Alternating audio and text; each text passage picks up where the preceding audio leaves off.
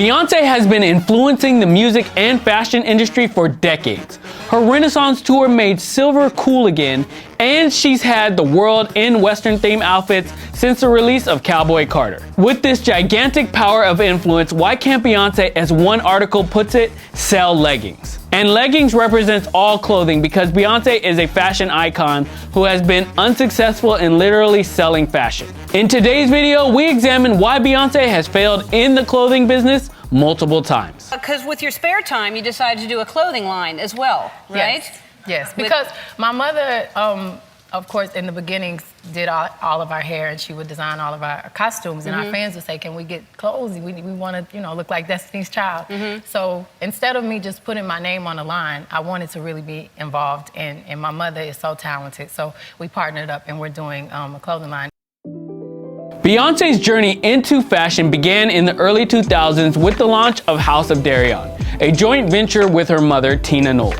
Named after her maternal grandmother, Agnes Darion, the brand aimed to blend high-end fashion with streetwear. Agnes Darion was a seamstress who passed away before Beyonce was born. The clothing line blended the styles of three generations. The generation of Beyonce's grandmother from the 40s, Beyonce's mother from the 70s, and of course Beyonce's generation. The brand also had a junior line simply called Darion. House of Darion initially garnered attention for its bold designs and celebrity endorsements, but it struggled to maintain relevance in the fast-paced fashion industry. Despite early success, the brand faced criticism for its pricing and lack of innovation. I remember I thought those jeans were expensive as heck, and maybe Beyonce was just ahead of her time because Kanye tried to sell clothes with holes in them, sweaters for like $300, and he's still around. So Beyonce, you're just ahead of your time. House of Darion failed to adapt to the changing consumer taste. The brand was discontinued in 2012. Undeterred by House of Darion's setbacks,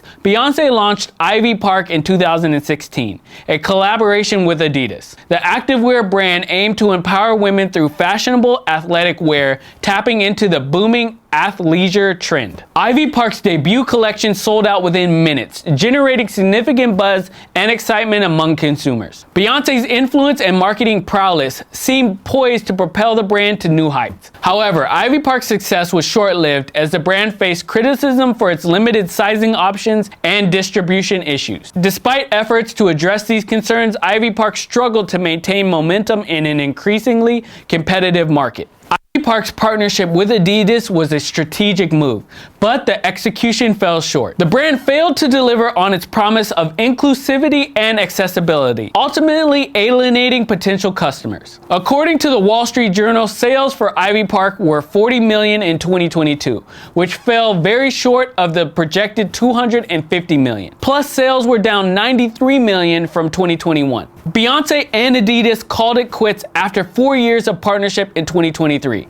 As Beyonce's fashion ventures faltered, industry observers speculated on the reason behind their failures. From House of Darion to Ivy Park, each brand faced its own set of challenges, highlighting the complexities of the fashion business. One theory is that in spite of Beyonce being a fashion icon, she doesn't really have an identifiable style, a style that you can see and be automatically reminded of her. She doesn't fit any of the standard categories of fashion, so the clothing coming out of the Beyonce-related or inspired fashion can't attract a specific group of people that gravitate towards that look. Another theory is that no matter how much celebrity power one might have, it's always going to be more challenging to launch a clothing brand that has many different offerings instead of concentrating on one specific thing like sneakers, lingerie, or shapewear like some celebrities like Kanye and Rihanna have done successfully. Yet another theory that I think is BS is that Beyonce is simply not relatable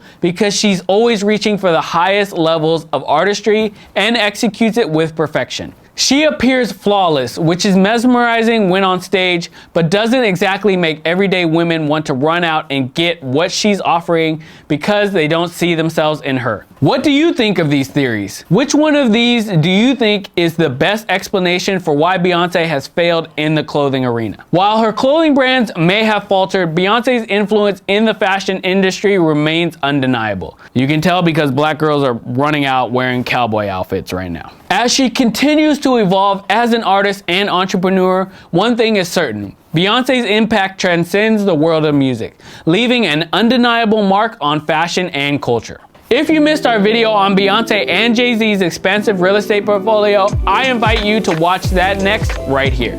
See you next time with more Money Talks.